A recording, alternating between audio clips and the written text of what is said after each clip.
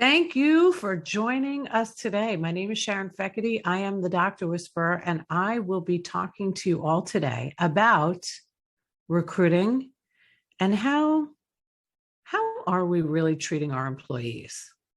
So it's kind of a wide range topic there, but this is going to be all about our wonderful team, our staff. And it's very important to me. It's a very sore subject. I made a decision years ago. I shouldn't say years ago, probably just 2 years ago, that I was going to hang my hat up with recruiting unless I really, believed that a client needed me. So I only step in when I really, to be honest, really, really like the person that I'm working with and know that my services could be helpful, because recruiting, in my opinion, and this is just my opinion, is not where I am best served. It does not make me happy. It is a tremendous job, and one that I don't believe many people that are hiring in the medical industry, I'll just stick to the medical industry, understand how important it is. I don't think there is enough emphasis put on who is doing the hiring. I talk about this a lot. I have over the years. I've done interviews over the years. I've done speaking events talking about hiring a dream team. It's one of the topics that I have spoken at in medical conferences in the past. And I talk about it a lot because it's so important. It doesn't actually matter at the end of the day that you have turnover.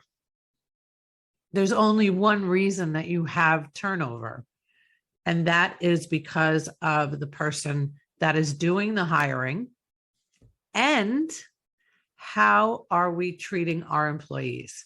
How are we treating our staff? So to me, they go hand in hand. So let me tell you why I have come to discuss this topic with you today. I used to go in to medical practices and restructure the whole practice.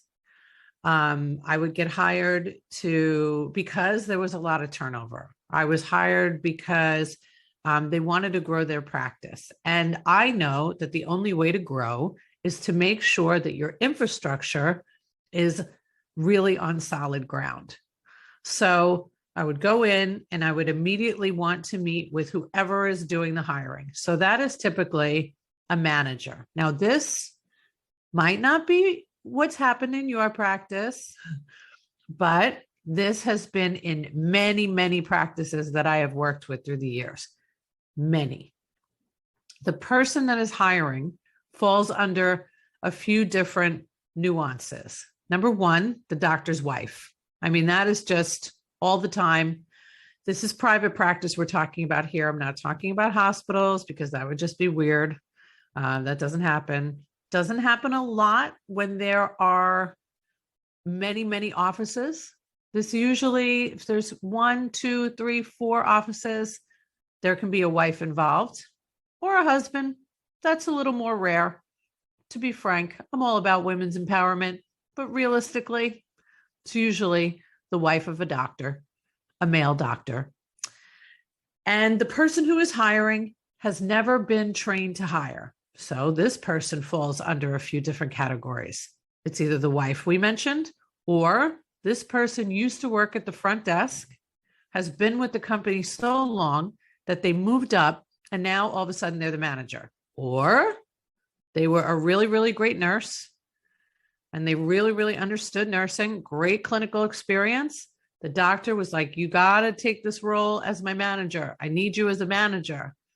I need somebody that can be stern. Can't tell you how many times I've heard that. And then the nurse becomes a manager. Now the nurse is doing the hiring. So I know all of this because this is experience. This isn't something I'm pulling out of the air. This has happened many times. So now I come in and I am meeting with the person who's doing the hiring before I meet with the team, pre-pandemic, going in and restructuring a practice. And I would have a conversation with this manager. Tell me about your hiring protocol. Tell me what that looks like. I put an ad out on Indeed. Okay, great. Let me see the ad. So the ad is copied and pasted from somebody else's ad and then tweaked to fit the practice that they're currently working in. That's majority. Okay. That's another truth maybe you're not aware of. And then it lists all of the things that somebody is going to need to be and know, but they're going to be a medical assistant. Okay. So they need to be proficient in everything. Meanwhile, they're a medical assistant. So they're asking them, are you familiar with computers? Do you know how to do social media? Are you good at answering the phones? But the job you're looking for is a medical assistant. So then they want to know why they're not getting great help. Well, the person wants to be a medical assistant. They don't actually want to do the other things. So you are putting somebody in a role and making them do more than what they're actually passionate about. So that's mistake number one. Or there's no background check. There's no reference checks. Now, reference checks, I've gotten a little more flexible with that over the years because I do realize that whoever is giving this reference is going to lie, or just they don't really know what their work ethic was. They're just doing them a favor. They became friends with them at the last practice they worked at. And, they say great things about me. I know this because I've seen it and I've done it. I did that myself in my early 20s. So, but the background check, I have no flexibility there.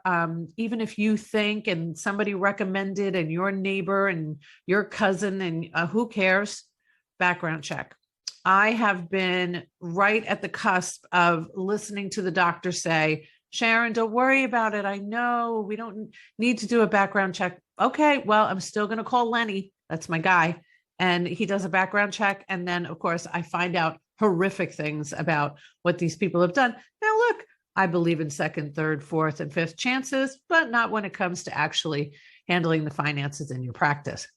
Okay, so moving on to the hiring process then. Then what does the training look like?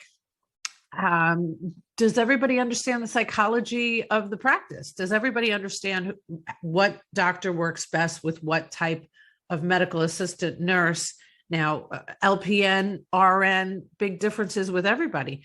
NP, PA, before we start the process, do we have an understanding of how this person is going to fit within your medical practice? Or are you going to be shuffling at the last minute? Like, oh, I'm not really sure if this person we are going to hire, this NP, can we build them out under my doc's NPI?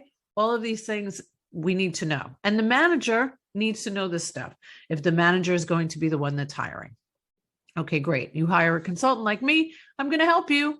I'm going to try my best, but these are things that we need to know before we head out. And most of the time, a healthcare attorney of some sort or an attorney on retainer needs to be in place if you are hiring high-level practitioners, MDs, DOs, PAs, NPs, advanced practitioners. We need to know the rules and regulations of the states that we live in. Now, I worked in New York for many, many years. We hired PAs, NPs, MDs, DOs. Every state has different policies. So we're in Florida. Well, I'm in Florida right now. Pretty much you can get anything you want for nothing here. There's no rules. I'm exaggerating. I mean, to me, if you don't have to wear a helmet riding a motorcycle, it's pretty lax here in this state. But we really need to know our stuff before we start hiring.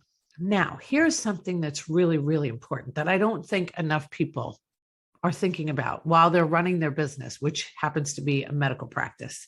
How are we treating our team? I have had some unbelievable instances over the last few years where I've seen physicians in the middle of an open room yell at their staff. I've had them take away benefits at a meeting right before Christmas, that they're no longer going to offer them any retirement benefits. And this is my first meeting coming into a practice before. I mean, I've seen it all. I have seen it all. So if we're going to wonder why there's turnover, the real question is, how are you treating your employees? That's really all you have to ask yourself. What does that really look like? And as the business owner, if I am a physician, do I really have that experience? Should I be getting the help of maybe somebody like myself, a consultant, somebody else? I don't care who you use, just get some help. Or should I be hiring somebody that really, really understands how to do this? Because I have said this since the day I opened the Dr. Whisperer, which was, I don't know, 8-9 years ago, that if you have a great manager, you don't need me.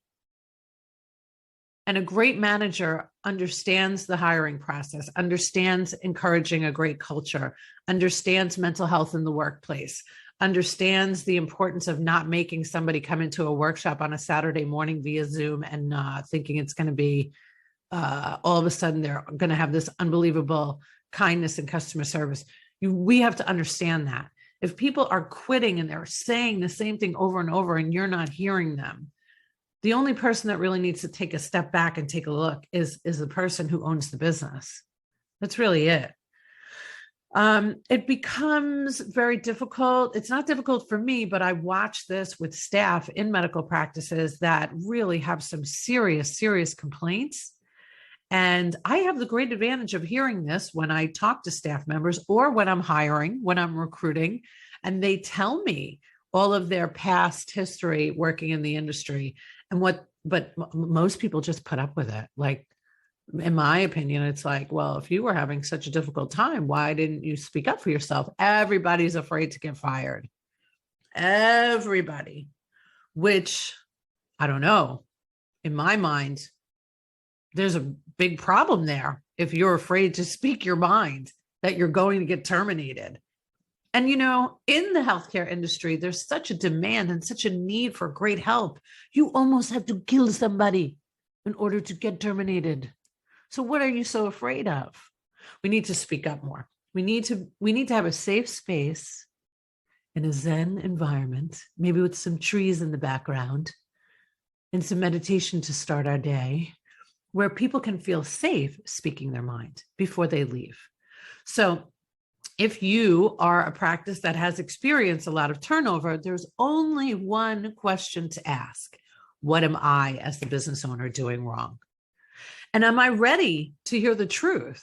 Because, I have been called the truth slayer for many years. Some people think I'm too strong with my delivery, or maybe I could back that New York in me up. It's never going to happen. I'm always going to be this way because my whole goal is to help. And the only way to help is to be honest and have open communication, to have kind candor, right? To be realistic, to look at the bigger picture, to not, when we have somebody that is doing the hiring that maybe doesn't have experience in hiring and they're starting to make decisions, maybe, I don't know, based on how somebody looks physically, there's a bigger problem here, people. There's a bigger problem here. How are we doing our interviewing? What does that even look like? And what are you basing your call on? Is it because you didn't like how they emailed you? Is it you didn't like that they had a tattoo? Is it that what is it? I've just seen too many good people slip through the cracks based upon upper management's really immature judgments. And that's just real talk, people. I've just had a lot of experience in this and I want to be able to help. So how can I help you today? Well, think about your ad first. If you are a manager or if you own a practice, you should really think about your ad. It is 2022. If you are just going to list all of the things that somebody needs to, it's like being a brain surgeon to come in and answer the phones at this point, the things that I see listed.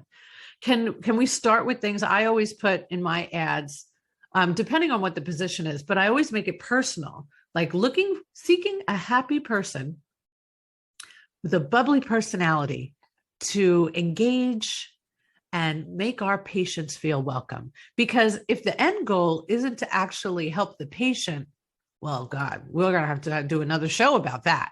but that is the goal. The goal is that everybody that comes into your office, everybody that calls your office feels welcomed, appreciated, cared for.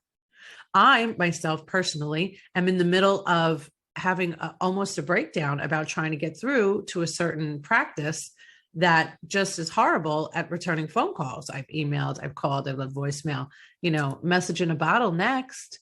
But we have to get better ourselves in communication, right? We have to get better with, I don't know, like handling the truth, right? There was something to that movie when he said, you can't handle the truth. Who was that? Jack Nichols? It's true. So many can't handle the truth. And in business, it becomes really, really difficult. So make sure that whoever is hiring is not you, doc. It can't be the doctor. Now, I think the manager, the hiring specialist, the HR rep should be the first line.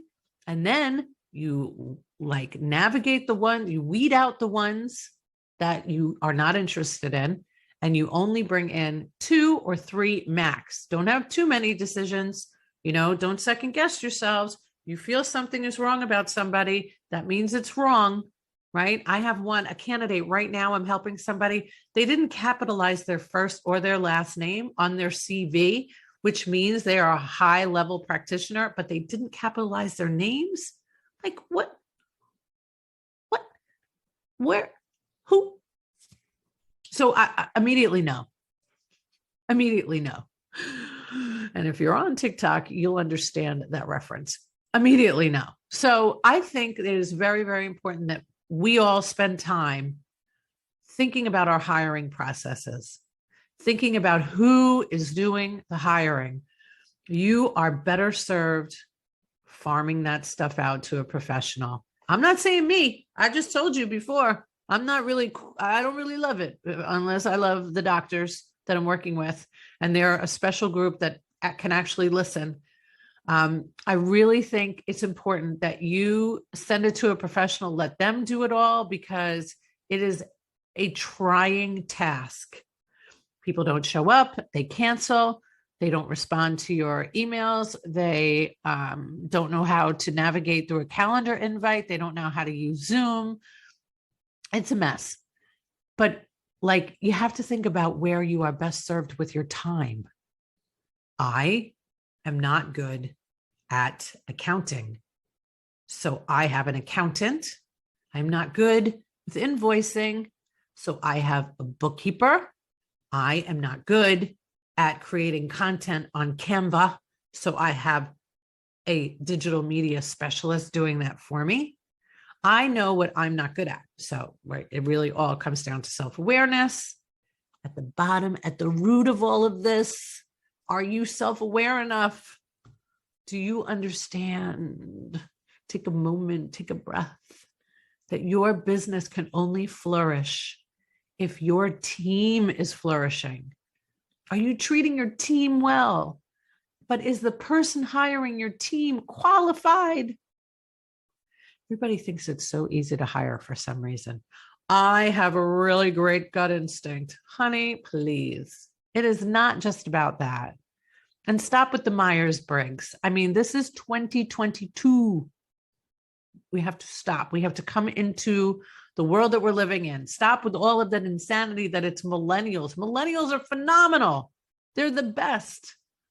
And Gen Zs too. Enough. We have to have people doing the job, and you have to pay them. Yeah, it's not free. Nope, it's not free. You as a doctor, you don't have free services unless, you're working at a clinic. So everybody has to pay for great service. It's the same thing with recruiting. It's the same thing with consulting. It's the same. So, man, I'm going off on a tangent. I'm going to stop myself. I hope you put some more thought into your hiring practices in 2022. Please, if you have had a track record of turnover and picking the wrong people, and somebody has embezzled money, or somebody has committed a crime in your practice, if somebody's having an affair with nurses on the job, you might want to take a look at yourself. This is a really great time to reflect as we all hopefully merge out one day of this pandemic, that we all do some self-reflection. What am I really good at? Let me focus on what I'm good at. And if it's a doctor, you're really good at like saving people's lives. That's what you're amazing at. Not to say that you don't have other talents. I'm quite sure you do. But I promise you, you are literally taking a pile of money and lighting it on fire. Poof! If you don't spend the money to make it a money, you got to spend the money to make it a money. And that's it for today. So enjoy the rest of your month of February. And I look forward to seeing you one-on-one like this again in March. And if you are looking for a truth slayer, medical conference healthcare speaker, or somebody to come in and do a workshop about hospitality and healthcare, I'm your girl. If you need recruiting, I probably have to know you, but I could refer you. Thanks for joining. So don't forget, if you mention that you've seen the show or listened to it on the podcast, mention Thai Technology and you will get 3 months for free. They're the best.